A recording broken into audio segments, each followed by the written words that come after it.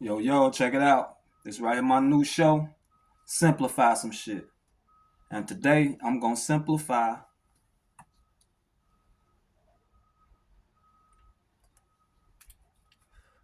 why the government really hate black people, specifically black Americans. All right?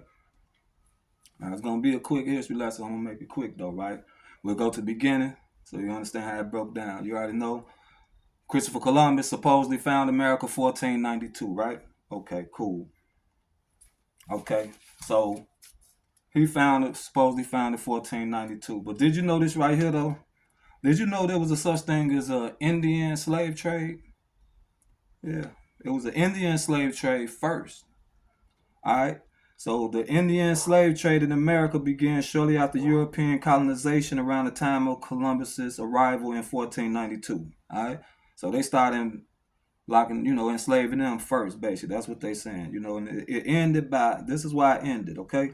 The increasing importation of African slaves effectively ended the widespread practice of enslaving Native Americans by around 1750.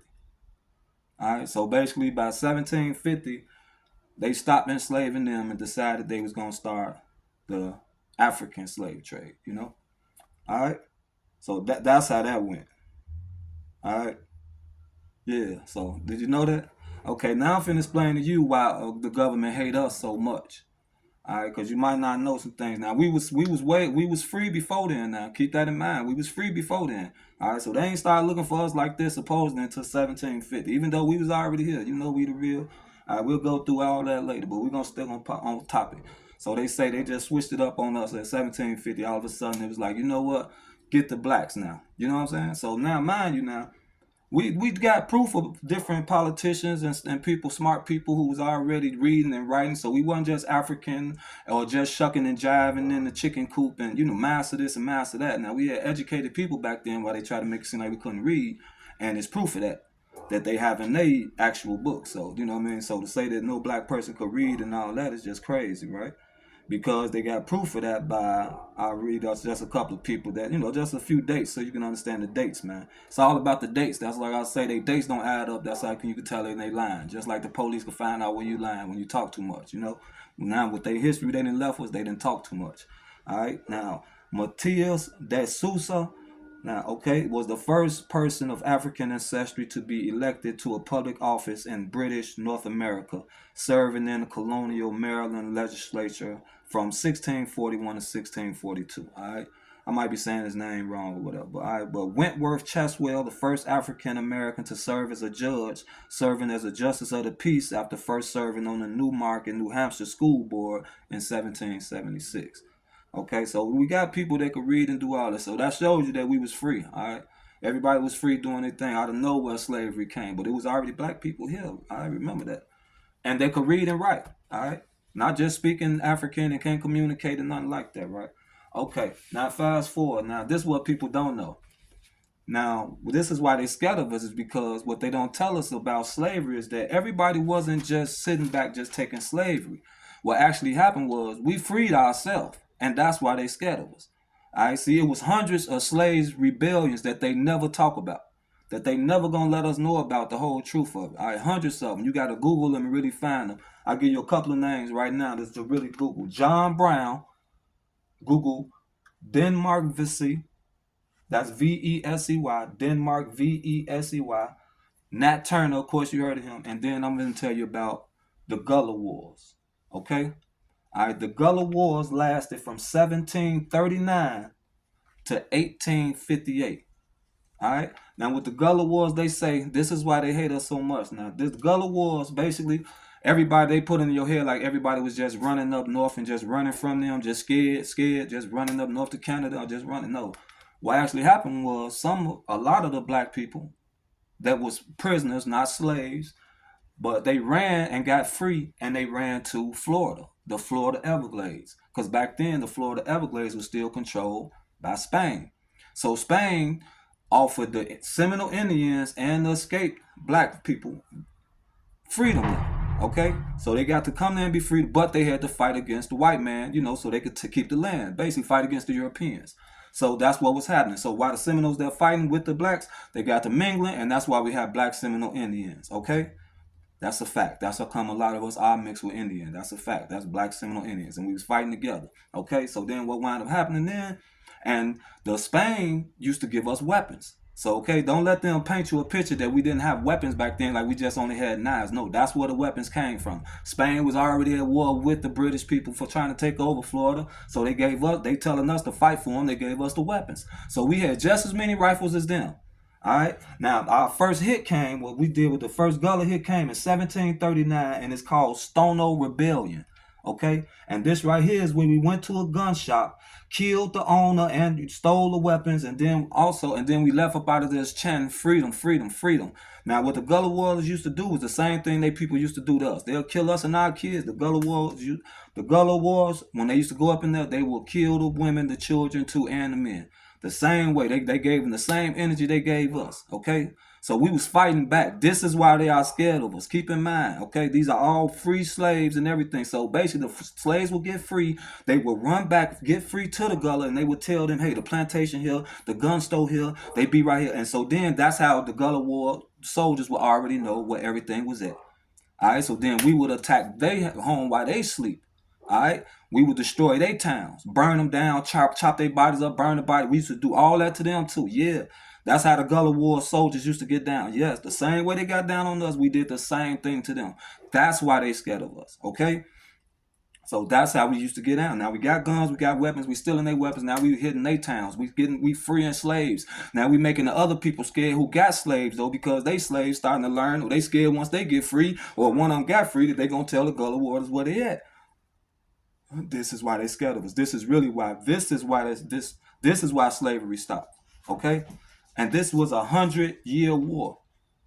For 100 years, this war went on. Okay, now one of the most important ones, and this right here was against Andrew Jackson. Andrew Jackson was a monster. He hated us. You could do your homework on Andrew Jackson. When you see how much he hated the Gullah Wars. I mean, he really, really hated us, right? So what happened with the Gullah Wars? All right, now in 400 escaped slaves defeated over 12,000 U.S. soldiers. All right? 400 escaped slaves defeated over 12,000 soldiers. Now, this right here was when it was General Andrew Jackson before he became president. He was so mad. Let me tell you the type of monster he was. When he found that out, and while they was retreating, because they was getting massacred against the Gullah soldiers, he spotted where the Gullah soldiers were keeping where they was keeping their kids and where they was keeping the wives at, because while the soldiers was fighting, they hid the women and children. So what this monster did was he killed all of them, all the women and children. That's what he did. Yeah, that's what he did. So you got to understand how come they was giving them the same energy. So he massacred all the Gullah soldiers, kids, and their wives, all of them. All right, that's what Andrew Jackson did to black people. That's how much they hate us. Like they from then on, the government hated us. All right. Okay, now I'm finna explain to you. Now you gotta understand. Now we started fighting back. We taking over slavery. We killing white people, villages, and everything. We going against this whole slavery thing. We fighting with the Spanish people. Like we everywhere too. We the main people fighting now. Okay, so now that's what's going on right there. I'm telling you why they hate us. All right, this is what freed us. Okay, U.S. Civil War ain't free us. They only fought from 1861 to 1865. All right, that's not what freed us. All right. The Gullah Wars were from 1739 to 1858. That's what freed us. And you see how we was moving. So that's what they were scared of. By then, other slave owners were scared because the other slaves was buying and they had guns and everything like that. So this is all going on in the Florida Everglades now. Okay? So now by this time right here now we done did all that. Now they scared now, right? So what Andrew Jackson did, right? At 1818, with no permission at all, he invaded just for revenge for Fort Scott in Georgia, and he executed Seminole Indians and slaves. You know what I'm saying? Because what wound up happening was Spain sold America Florida. Yeah. So now nobody was free no more in Florida. See what I'm saying? So now it's just all out war. Spain sold it. They just said, and that's how America got Florida. So now it's all out war. It's really going down out there. So Andrew Jackson did that, and this is what he did, right? See, this is what you don't know. It was a town in Florida. It was a town in Florida, right? The first legally sanctioned black free town in the North America continent was in the Spanish Florida Everglades. All right, I had the name. It's kind of spelled funny, but it's like Shakani. Yeah, it's something like that right there, though, right? So with that being said, so then, basically he burnt that to a crisp and did what he did to that because he was so upset because he couldn't beat us and defeat us. So he destroyed that town. The only town that never needed no white people in it whatsoever was in Florida Everglades. Yeah. Back then, the first one that never had nothing to do with it. Yeah. All right. That we know nothing about.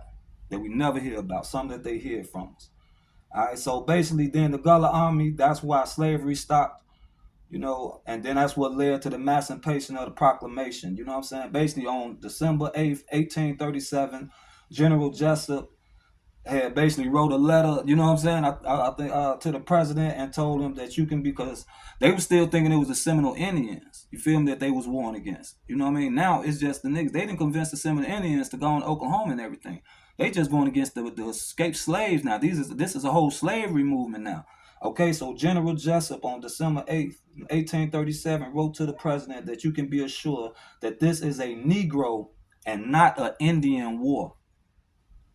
And if not put down, yeah, if not put down, yeah, they know that we was the problem. We the problem. So basically, they know if that once we all unite like what we did right then, all them times for 100 years straight and keep on fighting and fighting, they know that we could beat them. There's nothing that they could do with us. Just like you guys saw the example of when Floyd, you know what I mean, when he passed out there in Minnesota, how everybody got together and how we stormed the whole country. They couldn't do nothing with us. And see, that's why they scared of us. That's why they scared of us uniting. That's why they want us to stay against each other. That's why they want us to keep on feeling crabs in the bucket, or, one feeling, separating, the whole separation thing. I'm this, you that. I'm above you. You lower than me. That's what it's all about. Because if we ever was to unite like that again, like, you got to understand, that Gullah War is the only war that America ever had that costed them that much money until Vietnam. Vietnam, they